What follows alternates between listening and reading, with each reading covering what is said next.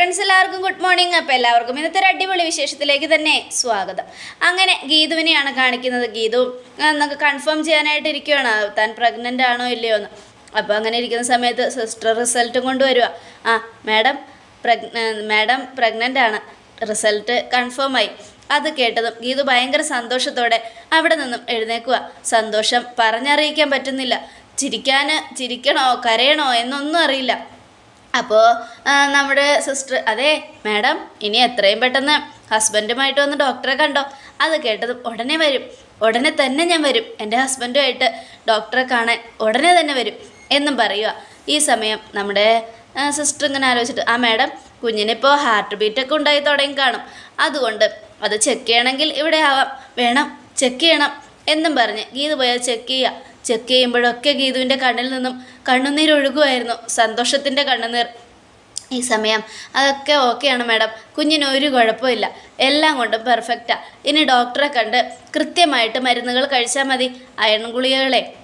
ശരി sister, thanks എന്നാൽ ഞാൻ പോയിട്ട് വരട്ടെ. പോയിട്ട് വാ മാഡം എന്നും പറയുകയാണ്. അത് കേട്ടതും ഗീതു ഭയങ്കര സന്തോഷത്തോടെ ഇത്തിരി മുന്നോട്ട് മാറിയിട്ട് കണ്ണേട്ടനെ വിളിച്ച് വിവരം പറയാം എന്നും പറഞ്ഞ് മൊബൈൽ എടുക്കുക. അല്ലെങ്കിൽ വേണ്ട, വിളിച്ചു പറയുന്നതിനേക്കാൾ നല്ലത് നേരിട്ട് പറയുന്നതാ. കണ്ണേട്ടൻ ഇപ്പോൾ AGM-ലുണ്ടാവും, അവിടെ ചെന്ന് എല്ലാം അങ്ങ് തുറന്നു പറയാം എന്നും. അത് കേൾക്കുമ്പോൾ കണ്ണേട്ടൻ്റെ മുഖത്തെ ആ സന്തോഷം, അതൊന്ന് കാണുന്നത് വേറൊരു സന്തോഷമാണ് എന്നൊക്കെ ആലോചിച്ചുകൊണ്ട് നമ്മുടെ ഗീതു ഇങ്ങനെ നടന്നു പോയിക്കൊണ്ടിരിക്കുക. അങ്ങനെ ഓട്ടോയിൽ കയറി ഗീതു അങ്ങ് പോവുക. ഈ സമയം പിന്നീട് കാണിക്കുന്നത് നമ്മുടെ ഗോവിന്ദനെയാണ്. ഗോവിന്ദ്, എന്താ പറഞ്ഞത്? ആണോ? അതെപ്പോ? എങ്ങനെ സംഭവിച്ചു? ഞാനറിയാതെ എങ്ങനെയാ ഇത് സംഭവിച്ചത്? ഇത് ചീറ്റ് ചെയ്യുന്നതിന് തുല്യമാണ്. ഷേണായി എന്നെ ബാംഗ്ലൂരിൽ നിന്ന് നേരിട്ട് വിളിച്ചതുകൊണ്ടാണ് ഞാൻ ഈ പ്രോജക്റ്റ് ഏറ്റെടുത്തത്. പക്ഷേ എന്നിട്ടും ഇതുപോലൊരു കാര്യം സംഭവിച്ചതിൽ എനിക്ക് നല്ല സങ്കടമുണ്ട്. എന്തായാലും എനിക്ക് നിങ്ങളെ ഉടനെ തന്നെ കാണണം. ആ പ്രോജക്റ്റ് AGM-നേക്കാൾ കുറച്ച് നിങ്ങൾക്ക് ആരാ തന്നെന്ന് എനിക്കറിയണം. അതുകൊണ്ട് ഞാൻ ഇപ്പം തന്നെ അങ്ങോട്ട് വരുന്നുണ്ട്. ഉറപ്പായിട്ട് വരുന്നുണ്ട്. ഞങ്ങളുടെ കമ്പനിയിൽ നിന്നും ഓരോന്ന് ചോർത്തിയെടുക്കുന്ന ആരാണെന്ന് എനിക്ക് അറിഞ്ഞേ മതിയാവും. എന്തായാലും AGM-നേക്കാളും നിങ്ങൾക്ക് കുറച്ച് തന്നത് ആരാണെന്ന് ഞങ്ങൾക്ക് അറിഞ്ഞേ പറ്റൂ. അത് കേട്ടതും അവർ വീണ്ടും ഞെട്ടി. എന്ത്? ചേതൻ ഗ്രൂപ്പോ? AGM-നെ പണ്ട് മുതലേ തകർക്കാൻ നടക്കുന്നവരാ ചേതൻ ഗ്രൂപ്പ്. അങ്ങനെയുള്ളപ്പോൾ അവർക്ക് വേണ്ടി നിങ്ങൾ ഞങ്ങളെ ചതിക്കുകയായിരുന്നല്ലേ? ഇത്രയും വൃത്തികെട്ട തരം താഴ്ന്ന പരിപാടി ചെയ്യുമെന്ന് ഞാൻ എൻ്റെ ജീവിതത്തിൽ പ്രതീക്ഷിച്ചില്ല എന്നും പറഞ്ഞ ഗോവിന്ദ് ഭയങ്കര ദേഷ്യത്തിൽ അവിടെ ഒന്ന് എഴുന്നേക്കുക. അപ്പോൾ അജാസ് വരിക. അജാസ്, താനൊന്ന് എൻ്റെ കൂടെ പെട്ടെന്ന് വാ. എവിടേക്കാ സാർ? താനൊന്ന് വാ, ഞാൻ പറയാം എന്നും പറഞ്ഞുകൊണ്ട് രണ്ടുപേരും കാറിൽ കയറി പോവുക. ഈ സമയം ഗീതു വരികയാണ്. വയറ്റത്ത് കൈ അമർത്തി പിടിച്ച് സന്തോഷത്തോടെയാണ് ഗീതു വരുന്നത്. ഗീതുവിൻ്റെ വരവും അപ്പോൾ അവർണിക അങ്ങോട്ട് വരിക. ഗീതാഞ്ജലി, എന്താ മുഖത്ത് നല്ല സന്തോഷമുണ്ടല്ലോ, എന്താണ് നമ്മുടെ പ്രോജക്റ്റ് പാസ്സായോ? അത് കേട്ടതും അത് അറയ്ക്കല്ലിരിക്കുന്ന ഞാനെങ്ങനെ അറിയുന്നേ? ഞാനത് തന്നോടല്ലേ ചോദിക്കേണ്ടത്. എന്താ പറഞ്ഞേ ഗോവിന്ദ്? കണ്ണേട്ടൻ എന്തെങ്കിലും പറഞ്ഞായിരുന്നോ? അത് ഉച്ചയാവുമ്പോൾ അറിയിക്കാമെന്ന് അവർ പറഞ്ഞത്, വേറൊന്നും പറഞ്ഞില്ല. അത് കേട്ടതും, അല്ല തൻ്റെ മുഖത്തെ സന്തോഷം എന്താന്ന് പറ. അതെ, മനസ്സ് നന്നായിരിക്കുന്നവർക്ക് എന്നും സന്തോഷമായിരിക്കും. എൻ്റെ മനസ്സേ 916 സ്വർണ്ണ. അത് കേട്ടതും അവർണികയുടെ മുഖം അങ്ങ് മാറി. കാരണം അവർണികയ്ക്ക് സന്തോഷമില്ലല്ലോ, സങ്കടം മാത്രമല്ലേ ഉള്ളൂ. താനും 916 തന്നെയാണോ? ജീവിതത്തിലെ ചില കഷ്ടപ്പാടുകൾ നമുക്ക് എപ്പോഴും ദൈവം സന്തോഷം തരില്ലല്ലോ. അതുകൊണ്ട് തൻ്റെ ജീവിതം ഒരു ദുരിതത്തിലൂടെ കടന്നുപോയി. അതാണ് തൻ്റെ മനസ്സിപ്പോൾ ഒത്തിരി തേഞ്ഞു പോയതെന്ന് കരുതിയാൽ മതി, വേറെ ഒന്നുമില്ല.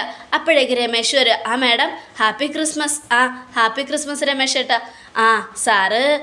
സാറകത്തുണ്ടോ രമേശ് ഏട്ടാ? ഇല്ലല്ലോ, സാറ് പുറത്തുപോയി. പുറത്തുപോയോ? അതെ, എവിടേക്കോ അർജൻറ്റായി പോകുന്ന കണ്ടു, അജാസിക്കനെയും കൂട്ടി. അത് കേട്ടത്, ഇവിടെ ഇല്ല അല്ലേ, ഞാനൊന്ന് വിളിച്ചു നോക്കട്ടെ എന്നും പറഞ്ഞുകൊണ്ട് നമ്മുടെ ഗീതു ഫോൺ എടുത്ത് വിളിക്കുക. ഈ സമയം ഈശ്വര, എന്തോ കാര്യമുണ്ട്, അതാണ് ഗീതാഞ്ജലിക്ക് ഇത്രയും സന്തോഷം, എന്താണെന്ന് അറിയണം എന്നൊക്കെ ആലോചിച്ചുകൊണ്ട് അവർണിക്ക് ഇങ്ങനെ നിൽക്കുക. ഈ സമയം നമ്മുടെ ഗോവിന്ദു അജാസും ഭയങ്കര ടെൻഷനിൽ പോയിക്കൊണ്ടിരിക്കുക. എന്നാലും പ്രതീക്ഷിച്ചില്ല, ഇത്രയും പ്രതീക്ഷിച്ചില്ല. ഞാൻ ഒരിക്കലും പ്രതീക്ഷിക്കാത്ത കാര്യം ഇവിടെ നടന്നത്. എനിക്ക് ഒരു പിടിയും കിട്ടുന്നില്ല, എന്തൊക്കെയാ സംഭവിക്കുന്നത് ഇവിടെ. എന്നാലും നമ്മളെ ഒറ്റ കൊടുക്കാനും മാത്രം ആരാണ് അജാസ് ഇവിടെ ഉള്ളത്? നമ്മുടെ കൂടെയുള്ള ആരെങ്കിലും തന്നെ ആയിരിക്കും സാർ. എന്തായാലും സാറ് പേടിക്കണ്ട, നമുക്ക് കണ്ടുപിടിക്കാം എന്നൊക്കെ പറഞ്ഞുകൊണ്ട് അജാസ് ഇങ്ങനെ ആശ്വസിപ്പിക്കുക. ഈ സമയം പിന്നീട് കാണിക്കുന്നത് നമ്മുടെ ഇതിനെയാണ്. ഗീതു ഫോൺ വിളിക്കുക. ദേ ഗീതു വിളിക്കുന്നുണ്ട്. അവൾക്ക് വീട്ടിൽ നിന്ന് ഓഫീസിലേക്ക് വരാനായിരിക്കും. കാർ അയക്കാൻ പറയും. ഇപ്പോൾ പ്രോജക്റ്റ് ക്യാൻസലായി പോയതുകൊണ്ട് ഗീതുവിനോട് വരാൻ പറയണോ ഗോവിന്ദ് സാർ? ഗീതു നാളെ വന്നോട്ടെ. അതല്ലേ നല്ലത്. അതെ, അത് ശരിയാ. ഹലോ ഗീതു. കണ്ണേട്ടൻ്റെ എവിടെയാ?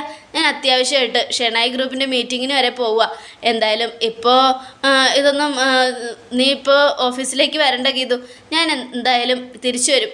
ഞാൻ തിരിച്ചു വരുമ്പോൾ നീ അറയ്ക്കലിലും ഉണ്ടാവണം. ശരി കണ്ണേട്ടാ എന്നും പറഞ്ഞ് ഫോൺ കട്ട് ചെയ്യുക. ഈ സമയം ഇതെന്താ കണ്ണേട്ടൻ ഇങ്ങനെ പറഞ്ഞത്? ഒന്നും മനസ്സിലായില്ലല്ലോ. എന്നാലും സന്തോഷത്തോടെ വന്നതാ ഇത് കണ്ണേട്ടനെ അറിയിക്കാൻ വേണ്ടി. ഇതിപ്പോൾ ആകെ മൊത്തം സന്തോഷമൊക്കെ പോയല്ലോ. സാരമില്ല, വീട്ടിൽ വരട്ടെ. വീട്ടിൽ വരുമ്പോൾ പറയുമ്പോൾ കണ്ണേട്ടൻ്റെ മുഖത്തുണ്ടാകുന്ന ആ റൊമാൻറ്റിക്ക് അത് കാണുമ്പോൾ ഭയങ്കര സന്തോഷമാവും എന്നും ആലോചിച്ചുകൊണ്ട് ഗീതു വീട്ടിലേക്ക് പോവുക. ഈ സമയം അവരവിടെ ഓഫീസിലെത്തി ഗോവിന്ദും അജാസും കൂടെ പ്രോജക്റ്റിൻ്റെ കാര്യങ്ങൾ സംസാരിച്ചുകൊണ്ടിരിക്കുക. മര്യാദയ്ക്ക് പറയണം, ഈ പ്രോജക്റ്റ് എങ്ങനെയാണ് തേഞ്ഞ് മാഞ്ഞ് മറിച്ചു പോയതെന്ന് ഞങ്ങൾക്ക് അറിഞ്ഞേ മതിയാവും. ആരാണ് പ്രോജക്റ്റ് ഏറ്റെടുത്തിരിക്കുന്നത്? ദേ എനിക്ക് നന്നായിട്ട് മനസ്സിലാവുന്നുണ്ട്. ചേതൻ ഗ്രൂപ്പിന് ഞങ്ങളുടെ പ്രോജക്റ്റ് കൈമാറിയത് ആരാ? അതെനിക്കറിയണം. അത് കേട്ടതും ഞങ്ങൾക്കറിയില്ല സാർ. ഈ പ്രോജക്റ്റ് നിങ്ങളെക്കാളും കുറവിന് ഞങ്ങൾക്ക് തരാമെന്ന് പറഞ്ഞതുകൊണ്ടാണ് ഞങ്ങളത് ഏറ്റെടുത്തത്. ആയിക്കോട്ടെ, എന്നാലും ഇത്രയും വലിയൊരു ചതി ഞങ്ങൾ പ്രതീക്ഷിച്ചില്ല. ആ ഗ്രൂപ്പിൻ്റെ ഇതൊന്നും ഞങ്ങൾക്ക് കാണാൻ പറ്റുമോ പ്രോജക്റ്റ് എന്നും അയാളോട് ചോദിക്കുക. സോറി സാർ, മറ്റൊരാളുടെ പ്രോജക്റ്റ് നിങ്ങളെ കാണിക്കാൻ ഞങ്ങൾക്ക് താല്പര്യമില്ല. താല്പര്യമില്ലല്ലേ? എന്നാൽ പിന്നെ ഞാൻ നിങ്ങൾക്ക് പണി തരാം. ഷേണായി സാറിനെ വിളിക്കട്ടെ. ഷേണായിനെ വിളിച്ചിട്ട് നമുക്ക് ബാക്കിയുള്ള കാര്യങ്ങൾ സംസാരിക്കാം.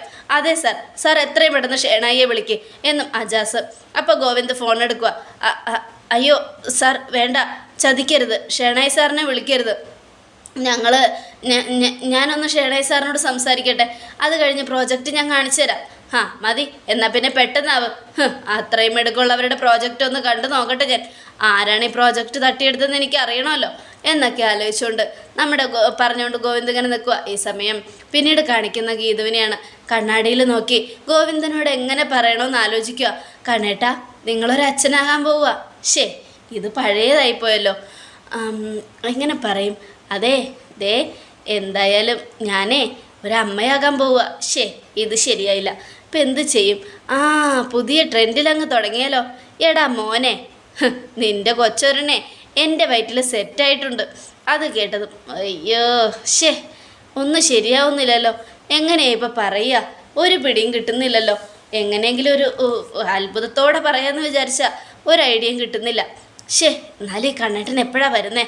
ആകെ മൊത്തത്തിലൊരു സർപ്രൈസ് കൊടുക്കാൻ ഇങ്ങനെ ഭയങ്കര സന്തോഷത്തോടെ നിൽക്കുക എന്നൊക്കെ ആലോചിച്ചുകൊണ്ട് ഗീതു ഇങ്ങനെ നിൽക്കുകയാണ്. ഈ സമയം ഗോവിന്ദ പ്രോജക്റ്റ് കാണുക. പ്രോജക്റ്റ് കണ്ടതും ഇത് ചീറ്റിംഗ് ആണ്. 10 കോടിയുടെ കുറവില്ല അവർ നിങ്ങളോട് ഈ പ്രോജക്റ്റ് എടുത്തിരിക്കുന്നത്. എന്തായാലും എനിക്കൊന്നറിയണം, ഇത് ചതിയ. ഞങ്ങളുടെ പ്രോജക്റ്റ് തട്ടിയെടുത്തിട്ടാണ് ഇവരിത് ചെയ്തിരിക്കുന്നത്. അങ്ങനെയെങ്കിൽ AGMലുള്ള ആരെങ്കിലും തന്നെയായിരിക്കും സാർ ഇതിൻ്റെ പിന്നിൽ പ്രവർത്തിച്ചിട്ടുണ്ടാവുക. അതെ, അത് സത്യമാണ്. AGMലുള്ള ആരോ ആണ് ഇത് ചെയ്തിരിക്കുന്നത്. അങ്ങനെ ചെയ്യണമെങ്കിൽ സുവർണയ്ക്ക് മാത്രമേ പറ്റൂ. നമ്മുടെ കൂടെ നിന്ന് ചേതൻ ഗ്രൂപ്പിന് വേണ്ടി ജോലി ചെയ്യുന്നത് സുവർണ ഒറ്റൊരുത്തിയ. അതുകൊണ്ട് സുവർണയായിരിക്കും ഇത് ചെയ്തിട്ടുണ്ടാവുക. അത് കേട്ടതും സുവർണയോ? സുവർണ അങ്ങനെ ചെയ്യണമെങ്കിൽ അവൾക്ക് ഇവിടെ ഒരു കോട്ട പോലും കെട്ടാൻ പറ്റില്ല സാർ. എന്തിന്? ഒരു ബസ് സ്റ്റാൻഡ് പോലും കെട്ടാൻ പറ്റില്ല. അവൾ ഓരോന്ന് കണക്ക് കൂട്ടുമെന്നേ ഉള്ളൂ. ഒന്നും വിജയിക്കത്തില്ല സാർ. സാറ് ധൈര്യമായിട്ടിരിക്കുക എന്നൊക്കെ പറയണം. അത് കേട്ടതും നമ്മുടെ ഗോവിന്ദ് എന്നാലും ഈ ചതി ചെയ്തവനെ ഞാൻ വെറുതെ വിടില്ല, ഒരിക്കലും വെറുതെ വിടില്ല, എനിക്ക് പറ്റില്ല എന്നൊക്കെ പറഞ്ഞുകൊണ്ട് നമ്മുടെ ഗോവിന്ദ് ഇങ്ങനെ ആകെ ദേഷ്യപ്പെട്ടിരിക്കുക. ഈ സമയം സാർ ഞാൻ പറഞ്ഞല്ലോ, ഞങ്ങൾക്ക് ഇത്രയും കുറവിൽ പ്രോജക്റ്റ് കിട്ടി, ഞങ്ങളത് ഏറ്റെടുത്തു, അത്രയേ ഉള്ളൂ. ഇതിൻ്റെ പിന്നിൽ ചതിയും വഞ്ചനയൊന്നും ഞങ്ങൾക്കറിയില്ലല്ലോ സാർ. നിങ്ങളൊന്നും അറിയണ്ട. പക്ഷേ എന്ത് ചെയ്യണമെന്ന് എനിക്കറിയാം. എല്ലാം തീരുമാനിച്ചിട്ട് തന്നെയാണ് ഞാനൊന്ന് തീരുമാനിച്ചിരിക്കുന്നത്. എന്തായാലും എല്ലാത്തിനും ഒരു തീരുമാനം ഞാൻ ഉണ്ടാക്കിയിരിക്കും എന്നൊക്കെ പറഞ്ഞുകൊണ്ട് ഗോവിന്ദ് അജാസിനെ വിളിച്ച് അങ്ങ് പോവുക. എന്തായാലും എനിക്കിഷ്ടപ്പെട്ടു. ഇനി മേല നിങ്ങളുടെ പ്രോജക്റ്റ് ഞാൻ ഏറ്റെടുക്കില്ല, അത് ഉറപ്പാ. വാ അജാസ് എന്നും പറഞ്ഞ് രണ്ടുപേരും കൂടെ അങ്ങ് പോവുക. ഈ സമയം അയാൾ ഈശ്വര, ഞാൻ ആരോടെ ഈ കളിച്ചതെന്ന് അറിയാതെയാണല്ലോ കളിച്ചത്, വേണ്ടായിരുന്നു എന്നൊക്കെ ആലോചിച്ചുകൊണ്ട് ഇങ്ങനെ നിൽക്കുകയാണ്. ഈ സമയം പിന്നീട് കാണിക്കുന്നത് നമ്മുടെ രാധികയാണ്. രാധിക ആ ഹോട്ടൽ മുറിയിലേക്ക് വന്നുകൊണ്ടിരിക്കുക. അപ്പോഴേക്കും അവിടേക്ക് നമ്മുടെ രാധിക വരുന്ന സമയത്ത് അനാർക്കലി ഫോൺ വിളിക്കുക. ഹലോ രാധിക, എന്താ അനാർക്കലി? എനിക്ക് തരാമെന്ന് പറഞ്ഞ പണം നീ തരുമോ? തരും അനാർക്കലി. നിനക്ക് തരാനുള്ള 50 ലക്ഷം രൂപ ഞാൻ തന്നിരിക്കും, അതും ഇന്ന് തന്നെ. കുറച്ച് മണിക്കൂറും കൂടി നീ എനിക്ക് വേണ്ടി കാത്തിരിക്കണം. നീ എനിക്ക് തരാനുള്ളത് 50 ലക്ഷമോ? ഞാൻ ആവശ്യപ്പെട്ടത് 10 കോടിയാ. അതിൻ്റെ ഒരു ചെറിയ ഭാഗം മാത്രമാണ് 50 ലക്ഷം. അത് കേട്ടതും എനിക്കറിയാം. എന്ത് ചെയ്യാനാ, നീ എന്നെ അത് ഇടയ്ക്കിടയ്ക്ക് ഓർമ്മിപ്പിക്കണ്ട. പിന്നെ ചില ടെൻഷനുകൾ കൊണ്ടാണ് ഞാനത് നിന്നോട് പറയാത്തത്. ഞാൻ തരും. നിന്നോട് വാക്ക് പറഞ്ഞ രാധിക വാക്ക് പറഞ്ഞ വാക്കായിരിക്കും. ഉറപ്പായിട്ടും തരും. എന്തൊക്കെയായാലും രാധികയ്ക്ക് വേറെ കാര്യങ്ങളൊന്നും ആലോചിക്കേണ്ട ആവശ്യമില്ല. ഇപ്പോൾ നിന്നെക്കുറിച്ച് മാത്രം എൻ്റെ ചിന്ത. എങ്ങനെയെങ്കിലും നിനക്ക് പണം എത്തിച്ചു തരണം. നിൻ്റെ പണം നിൻ്റെ കൈകളിൽ ഏൽപ്പിക്കണം. അതിനുവേണ്ടി ഞാൻ നെട്ടോട്ട് ഓടുക എന്നൊക്കെ പറയണം. നീ എത്രയൊക്കെ കഷ്ടപ്പെട്ടാലും അതൊരു സഹതാപമായിട്ട് എനിക്ക് തോന്നില്ല രാധികെ. കാരണം നീ ചെയ്തത് വലിയ ചതിയാ, കൊടും ചതി. മറ്റുള്ളവരെ വേദനിപ്പിച്ച് നീ ചെയ്തു കൂട്ടിയ ഓരോ കൂത്തും എനിക്ക് നന്നായിട്ടറിയാം. അതുകൊണ്ട് കൂടുതലൊന്നും നീ പറയണ്ട എന്നൊക്കെ പറഞ്ഞുകൊണ്ട് നമ്മുടെ അനാർക്കലി ഫോൺ കട്ട് ചെയ്യുക. ഇവളെ കൊണ്ട് വലിയ ശല്യമാണല്ലോ, ഇവളൊറ്റൊരുത്തി കാരണം എന്തൊക്കെ പ്രശ്നം ഉണ്ടാവുന്നത് എന്നൊക്കെ ആലോചിച്ചുകൊണ്ട് രാധിക കോളിംഗ് ബെല്ലടിക്കുക. അപ്പോഴത്തേക്കും ആ റൂം തുറന്നു. സുവർണയാണ് അതിൻ്റെ ഉള്ളിൽ. എന്നെ ഇവിടെ മേഡം ഒട്ടും പ്രതീക്ഷിച്ചില്ല അല്ലേ? എന്തായാലും എനിക്ക് സന്തോഷമായി. ഒരു ദിവസവും കൂടെ മേഡം എൻ്റെ മുന്നിലേക്ക് വന്നല്ലോ. ഞാൻ കരുതിയത് മേഡത്തിന് എന്നെ കാണുമ്പോൾ ചമ്മലുണ്ടാവുമെന്നാ. ചെറിയ ടെൻഷനും അതുപോലെയാണല്ലോ മേഡം എന്നെ ഒറ്റ കൊടുത്തത്. അത് കേട്ടതും സോറി സുവർണ, അന്ന് ഗീതു വിരിച്ച വലയിൽ ഞാൻ വീണു പോയപ്പോൾ അവിടെ നിന്നും നിന്നെ അതിൻ്റെ പേരിൽ ഇതാക്കാതിരിക്കാൻ വേണ്ടിയാ, ഞാനും രക്ഷപ്പെടാൻ വേണ്ടിയാ അങ്ങനെ ചെയ്തത്. എന്നോട് ക്ഷമിക്കും. മേഡം അതിന് സോറി പറയൊന്നും വേണ്ട. മേഡം അന്ന് ചെയ്ത നല്ല കാര്യം കൊണ്ടേ എനിക്കടിച്ചത് ലോട്ടറി. അതുകൊണ്ടാണ് ഇന്ന് ചേതൻ ഗ്രൂപ്പിൻ്റെ എല്ലാമായി ഞാൻ മാറിയത്. അത് കേട്ടതും രാധിക ഞെട്ടി. എന്ത്, ചേതൻ ഗ്രൂപ്പോ? അതെ മേഡം, ഇപ്പം ഞാൻ ചേതൻ ഗ്രൂപ്പിൻ്റെ പ്രധാന ആളാണ്. അതുകൊണ്ട് ചേതൻ ഗ്രൂപ്പിന് വേണ്ടി മരിക്കാൻ വരെ ഞാൻ തയ്യാറാവും. AGM ഗ്രൂപ്പിനെ ചതിച്ച് ഗോവിന്ദ് സാറിനെ കൊല്ലാൻ നടക്കുന്ന ചേതൻ ഗ്രൂപ്പിൻ്റെ ആള്. എന്തായാലും ആ ചേതൻ ഗ്രൂപ്പിനാണ് മേഡവും മേഡത്തിൻ്റെ മോൻ വരുൺ സാറും കൂടെ പ്രോജക്റ്റ് കൈമാറിയത്. അതും പൊന്നുപോലെ സ്നേഹിച്ച ആ മകൻ്റെ പ്രോജക്റ്റ്. എൻ്റെ മകനെ കൊല്ലാൻ നടക്കുന്ന ആ ചേതൻ ഗ്രൂപ്പുമായിട്ടാണോ നിനക്ക് ബന്ധം? നിങ്ങളുടെ മകനെ കൊല്ലുന്നതോ കൊല്ലാതിരിക്കുന്നതോ എൻ്റെ വിഷയമല്ല. എനിക്ക് പണം, അതാണ് പ്രാധാന്യം. പണവും മര്യാദയും എവിടെ കിട്ടുന്നോ അവിടെയേ ഞാൻ കളിക്കൂ എന്നും നമ്മുടെ സുവർണ. അത് കേട്ടതും സുവർണ, എനിക്കെല്ലാം മനസ്സിലാവുന്നുണ്ട്. നിങ്ങളുടെ മകനെ ചതിച്ച് വരുൺ സാറും നിങ്ങളും കൂടി തന്നത് ചേതൻ ഗ്രൂപ്പിനാണ് ആ പ്രോജക്റ്റ്. നിങ്ങളുടെ മകൻ്റെ ഏറ്റവും വലിയ ശത്രുവായ ചേതൻ ഗ്രൂപ്പിന്. അങ്ങനെയുള്ളപ്പോൾ ഇനി നിങ്ങൾക്ക് അഭിമാനത്തോടെ പറയാം, നിങ്ങളുടെ മകനെ നിങ്ങൾ ചതിച്ചു എന്ന്. എൻ്റെ മകനെ ചതിച്ചത് ഈശ്വര, എന്തൊരു കഷ്ടമായത്. 10 കോടി രൂപയാണ് നിങ്ങൾക്കതിൽ ലാഭമായി കിട്ടാൻ പോകുന്നത്. അതിൽ 1 കോടി രൂപ എൻ്റെ കയ്യിൽ ഇപ്പോൾ കിട്ടിയിട്ടുണ്ട്. അതിൽ 50 ലക്ഷം മാത്രം മാഡത്തിന് കൊടുത്താൽ മതിയെന്നാ വരുൺ സാർ എന്നോട് പറഞ്ഞിരിക്കുന്നത്. 50 ലക്ഷം മേടിച്ച് മേഡം പോയിക്കോ.